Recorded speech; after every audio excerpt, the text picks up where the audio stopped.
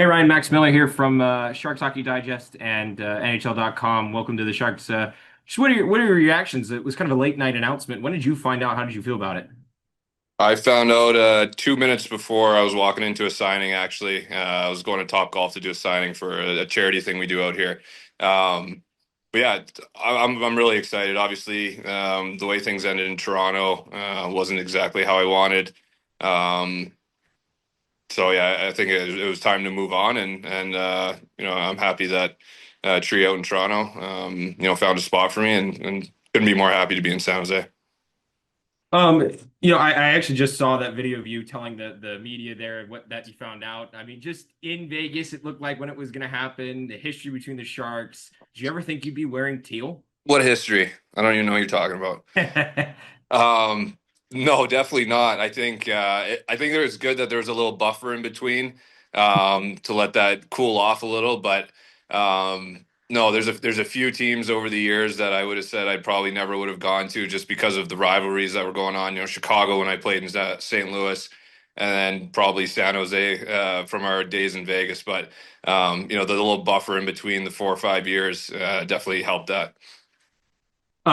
You mentioned kind of Brad Tree Living finding a spot for you. Is this something that maybe you talked about with him? Obviously, there was a lot of time in the AHL last year. Is just maybe kind of looking for a spot where you might get more NHL teams. Is something that you asked or discussed with the Maple Leafs for? Yeah, I told him at the end of the year. I just thought that this wasn't obviously a good fit. I'm assuming he probably thought the same after putting me on waivers and sending me to the minors, and just thought it was kind of time to part ways. So I think we both agreed that it was that time in my year-end meeting, and it took a little bit of work, obviously with the draft and everything going on. So glad it got done sooner than later. Um, Obviously, Sharks fans don't have the fondest of memories of you. I don't know why. What what do you want to bring not only to the roster but on the ice, the impact, right? Like this is a chance to kind of get back in the NHL for you to kind of not necessarily be on the good side of the fans, but get their, appreciation for you and what you bring. Yeah, I mean, I want to bring what I brought to Vegas when I played against you guys. Energy, physicality, sticking up for teammates, getting the energy going any way I can, whether it's a fight or whatever. And off the ice, just being a veteran voice for it's a young team, obviously, a lot of young, really good skill. But I feel like every locker room needs somebody a little bit older, somebody who's been through playoffs and been through the grind for as long as I have. And, I just want to help out those young guys any way I can. And last one for me, obviously, we know your role and the type of player you are. The Sharks have many young players. Do you feel like this opportunity for you, and you've got all these young kids around you, and almost Marty McSorley-esque, where you're running around, protect them? Is that something that kind of excites you when you see the future of this team as you come here now? Absolutely. I mean, they definitely didn't sign me for my goal scoring. So I'm excited to, run around, draw some energy for those guys, protect them when I have to, have some fun with them, obviously. And I think it's going to be a great opportunity for me. Awesome. Looking forward to meeting you here in San Jose. Yeah, thanks. Sheng. Hey, Revo, Sheng Peng, San Jose Hockey now. Good to see you again. You Want know? to ask you, have you spoken with Mike Greer or Ryan Warsawski about your role, what they kind of expect of you? I spoke very briefly with both of them. Obviously, a lot going on, a lot of moving parts. So yeah, I'm probably going to sit down with those guys when I get down to San Jose and talk a little bit more. I don't know if there's a ton to talk about. Like I know my role and I know what I need to bring to that team, but obviously they're going to have their thoughts too, and very open to hearing them. And yeah. So I spoke to both of them. In recent years, you've been with more veteran teams. So does this change a little bit joining a team like this and then having to kind of stand up for teenagers like Macklin Celebrini and Will Smith? Does that change things a little bit, or is it just same role, same kind of deal? No, I mean, it doesn't matter. Doesn't matter who you're sticking up for. It doesn't matter what age they are. If you're my teammate, I'm going to stick up for you, whether you're, a 35-year-old vet or you're an 18-year-old kid. So I don't think that really changes anything. Is that the kind of the weirdest experience in terms of learning about a trade, like right before you're going to a signing, and then you have Vegas fans asking you about the trade too? Yeah, it was a little weird timing, especially because I'm sure Vegas fans don't love San Jose, so having to break that to them was probably a little weird, but hey, that's the business. And you mentioned Toronto being difficult and challenging for you last year. What are just some of the things that made it so tough for you last year there? I think there was just a lack of trust very early in the season. It just kind of looked like, I had one bad game and I was out of the lineup for 4, 5, 6, 7, 8, 9 games. I'd come back in, have a good game, but taken right back out. I just really couldn't ever, gain any momentum with my game. Couldn't really gain any traction, and that's hard. It's hard to play like that. It's hard to play when you're only playing every 5, 6 games. So. Yeah, they didn't see a fit for me in the lineup, and it is what it is. That's also part of the business. And so, just how excited are you for this kind of fresh start to rebuild the trust with the coaching staff here and all that in San Jose? Yeah, I'm really excited. I always say, everybody's asked me, oh, you can't believe you're going to San Jose. I go where anybody wants me, and anybody who wants me, I'm excited to do whatever I can for that team and that organization. And yeah, so I'm excited to get down there. All right, look forward to seeing you again. Absolutely. We'll go to Mark Masters. Ryan, what are you going to remember most about your time in Toronto? Oh man, I think the guys that I met there, I feel like I made some lifelong friends there. Um, yeah, I guess that's got to be the number one for me. And Toronto is a first class organization. I've been on some really good organizations. I just Toronto just treats their players. I don't know what it is, just a little bit extra. And I think that comes with the standard of putting a winning team on the ice. But I think number one is just all the guys that I made friends with. What, if anything, I guess, surprised you about the experience of playing in Toronto? It can be a unique market. What surprised me? The ups and downs of the fans in playoffs. I think the arena could have been absolutely rocking at one point and then just dead silent the other point, and I think that surprised me a little bit. But passionate fans are going to be passionate fans. Did you feel like there was more pressure in Toronto than in other stops along the way? There is for sure. I think the first year I experienced it more. The first a couple of really good games. We've talked about this a couple of times. I started the season 2 years ago very well, and then just things were just going really wrong for me, and all of a sudden this whole city wanted me out of there, and I don't think you see that in other organizations.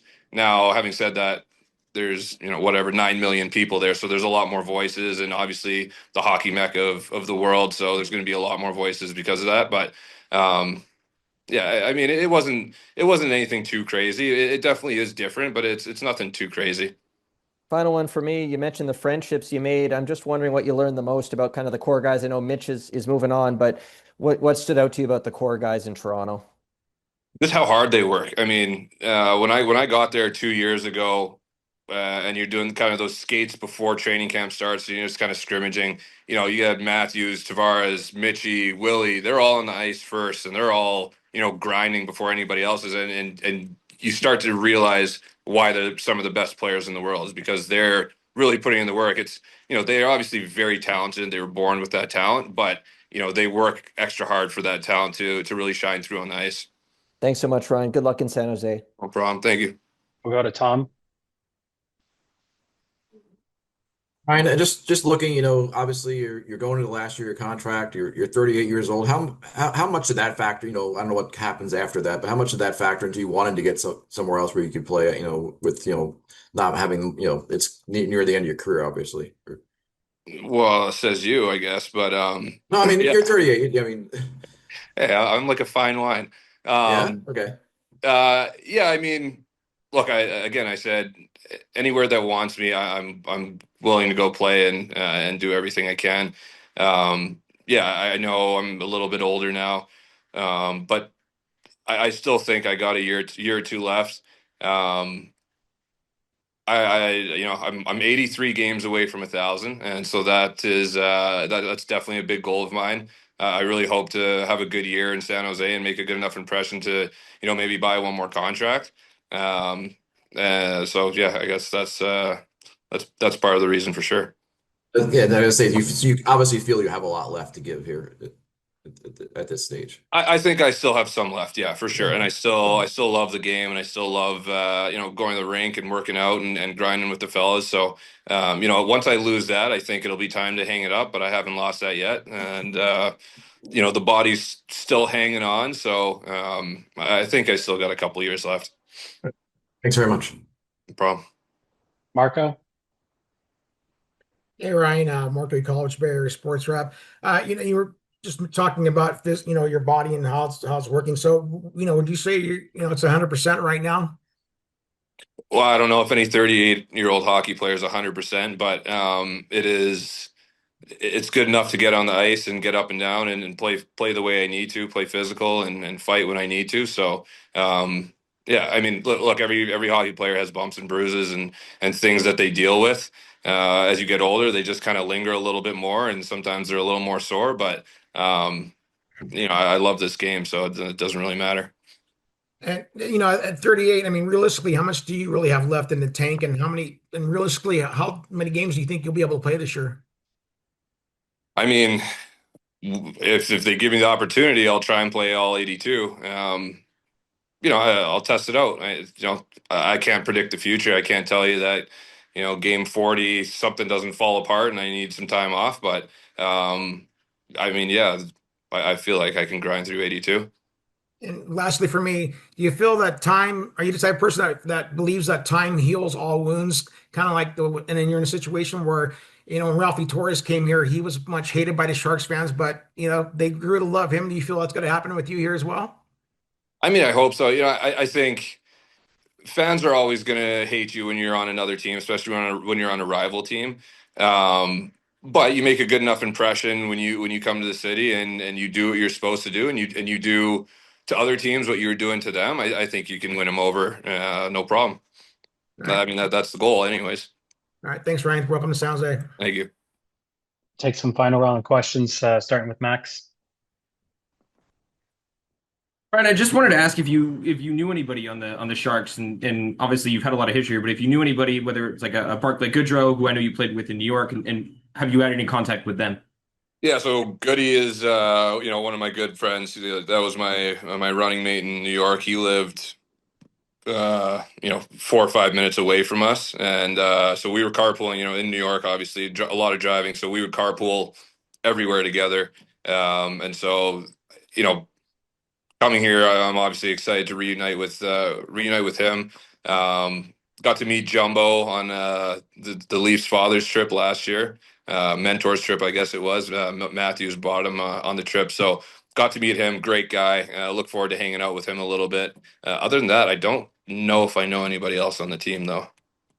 And then last one for me, I mean, I don't know how much you follow the Sharks or know about Ryan Warsofsky and that intense and that physical style, but I feel like that meets your style of play and mentality on the ice. How do you feel that the Sharks fit that intense, hard effort, hard forechecking style, and how do you think it fits you too? Well, I mean, yeah, if it's more of a finesse coach, then I don't think it would be a fit for me. But from what I've heard, he likes the heavy forecheck, kind of the grinding style of the game, and obviously that's what I try and bring. Awesome, thanks. No problem. Ruzi? Hey, Ryan, Dan Rusanowski, Sharks Audio Network. Welcome to San Jose. I wanted to ask you about the fact that in the last couple of stops that you've had in the league, you've had a chance to play with some real superstar players. I mean, it's obvious in Toronto, but Panarin in New York and Kirill Kaprizov in Minnesota. What do you make of the opportunity you have now to see some up and coming guys like Celebrini and Smith get into that level, and what do you make of them as players? Yeah, I mean, I've been with players who have been established superstars, and they've been doing it for years. So coming here and being able to watch some of these young kids grow, I think the Sharks have some of the best young superstars in the league. I think they're drafted really well, and those kids are going to grow into the Matthews, the Panarins, whatever they want to be, they're going to grow into. So I'm excited to watch them grow. I'm excited to work with them. It's going to be fun. It's going to be fun watching them. Thank you very much. No problem. We'll wrap here with Shang. Hey, Ryan, just wanted to ask you, you've been on both sides of the Sharks Vegas rivalry in the sense of 2018 you guys win, 2019 you guys lose. Just what's your favorite memory kind of that rivalry, of those playoff battles? Favorite memory. I mean, anytime we won, I guess, because it definitely wasn't the times you guys beat us, and definitely wasn't that Game 7 overtime. I'll tell you that much. Which, of course, Gaudreau scored, but yeah, I think rivalries are good for the game. I think rivalries are my favorite part of the game for my style of play. That just seems to get me a little more amped up, and that was just from an expansion team coming in and just immediately having a rivalry right like that within the first year was I thought it was amazing. I thought it was really good for the game. And whether it was playoffs or regular season, those games were just a lot of fun. Everybody was tuned in, and so I just remember all the battles we had on the ice.